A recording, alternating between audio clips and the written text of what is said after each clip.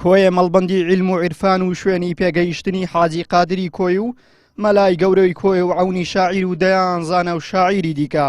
تیمی ڕۆژنامەوانی پەیام لەو قەزایی نزیکەی سەدەیەکە مەڵبەندی ڕۆشنبیری و زانست بووە. دەچێتە ماڵەکەی مەلای گەورەی کۆیە و دەیەوێت دیمەنی ماڵێکی ئاوەدان و پڕ لە قوتابی شەرعی و کتێبخانە و دەستنووسی کۆم بگوازێتەوە. بەڵام ئەوەی لە یەکەم ساتدا چاوی دەچێتە سەر و بە ماڵی مەلای گەورەی کۆیە پێی دەناسێندێ تووشی سەرسوڕمانت دەکات. ئەو ماڵەی سەردەمانێک ئاوەدان و پڕ لە شەوق و زەوقی زانستخوازان بووە. ئێستا بۆتە شوێنی کۆکردنەوەی خۆڵ و خاشاک. غەدری مرۆڤەکانیش بەرەو داڕمان و تیاچوونی دەبات. بەڕێوبەری شوێنەواری کۆیە ئاماژە بەوە دەکات بەهۆی قەیرانی دارایی و دابین نەکردنی هیچ بودجەیەک لەلایەن حکوومەتەوە چەندین شوێنەواری دێرینیان لەدەستداوە گەربێت و بەزوویش بەهانای خانوەکەی مەلای گەورەی کۆیە نەچن. ئەمیش دەبێتە بەشێک لە شوێنەوارە لە ناوچووەکان. بەس دەکرد بایزەکە هەفتا خانی کە لە پوریمان هەیە لەم خانیە 4 خانیمان تا ئێستا توانیمە ئیستیملاکەین و وەسییان نوێژەکەینەوە. ئەوش کە کاتێکە پرۆژە هەبووە بەداخەوە ئێمە هیچمان لە بەدەست نییە بودجەیەکمان لە بەدەست نییە کە بتوانین ئەم خانیانە نوێژەکەینەوە.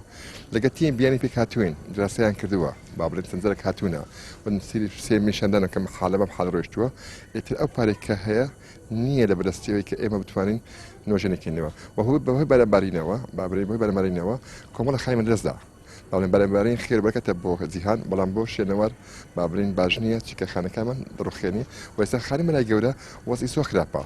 سێ وەز ئیخراپی هەیە کە سەریکەین بانەکانی هەموو تەقیوە دەرزەدە بانەکان ئاوێت لە ناوی ئەو سەرەکە فریای نەکەی بنەوەشی ئەڕۆخێ و ناوەشی با بڵێن بیتە زبڵدانێک هەموو سەر ئەم سەرەکە پار لە ئەنجێن بەرەبانەکەی 8 خانی دەستماندا ئەو سەرەکەی بێتە 16 دەزێن ساڵێککە 20 دەزێن وەل حەسیدای 5 ساڵێکە من بڵێن پێ لە سەرەکە شێک نامی ناوی شوێنەوار و کەلەپور و خانی بی هیچی نامینێ. ئیتر ئەو کێشەرەمان هەیە ئەگەر حکوومەتی بێتە سەرخەت با بڵێن ئێمەش هاوکای دەبین بۆی ئەرچی پاراستنیمە لە ئەستی خۆ دەگرین. ساز خۆش. بەڕێوبەری شوێنەواری کۆیە داواش لە زانستخوازان و خەمخۆرانی کۆیە دەکات هەڵمەتێک بۆ نۆژەنکردنەوەی ماڵی مەلای گەورەی کۆیە دەست پێ بکەن تاوەکو لایەنی کەم ئەوان لە بڕی حکوومەت بەو کارە هەڵبستن.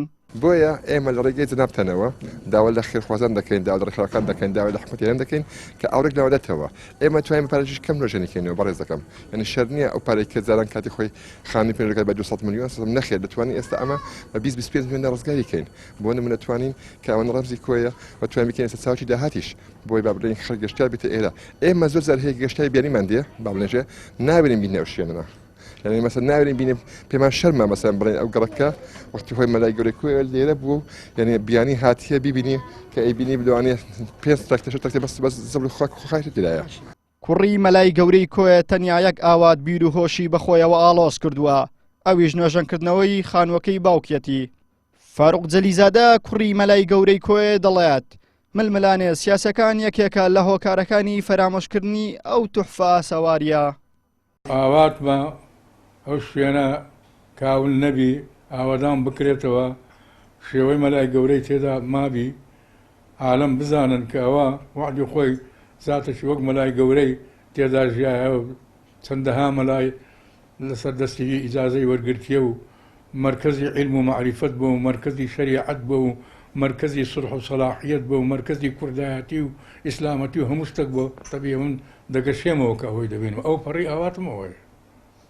لای خۆیانەوە بەشێک لە هاوڵاتیانی قەزای کۆیە نیگەرانن لە حکوومەتی هەریەم کە تا ئێستا نەیویستووە خانووی پیاوە مەزنەکەی کۆیە نوێژەم بکاتەوە.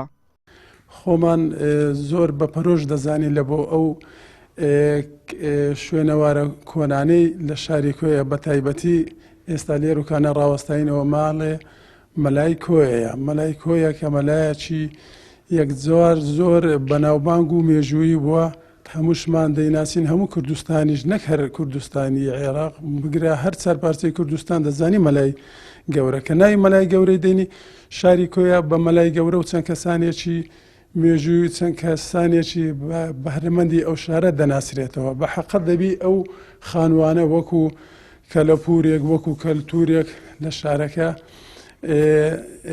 تعمیر بکرێنەوە یا نوێ بکرێنەوە شوێنەکی بەحقەت ئێروکانە بوویتە شوێنەکی پیرۆز لە بۆ شاری کۆیە چەندی شوێنی وا پیرۆز و جوان و شوێنەوار و کەلتوری تێدایە. مەلا محەممەدی کوڕی مەلا عەبدوڵای جەلیزادە ناسراو بە مەلای گەورەی کۆیە ساڵی 1976 لە کۆیە هاتۆتە دنیاوە. ساڵی 1943 هەر لە کۆیە وەفاتی کردووە. بە یەکێک لە زانە ئیسلامیان ڕۆشنگەر و ڕۆناکبیرەکان دادەنرێت کە ئاسۆیەکی فراوانی بیرکردنەوە و تێڕامانی هەبووە. یەکەم کەسیش بووە لە باشووری کوردستان قورئانی پیرۆزی بە زمانی کوردی تەفسیر کردبێت.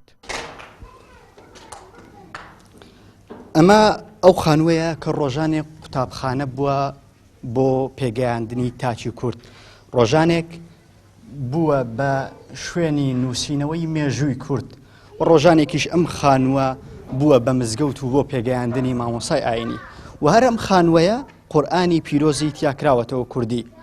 بەڵام ئەو کەسەی کە شارەکەی بەناونداوە ئێستا خانووەکەی وەلانداوە مەلای گەورەی کۆیە. عیمران ئەمیر، کەناڵی ئاسمانی پەیام.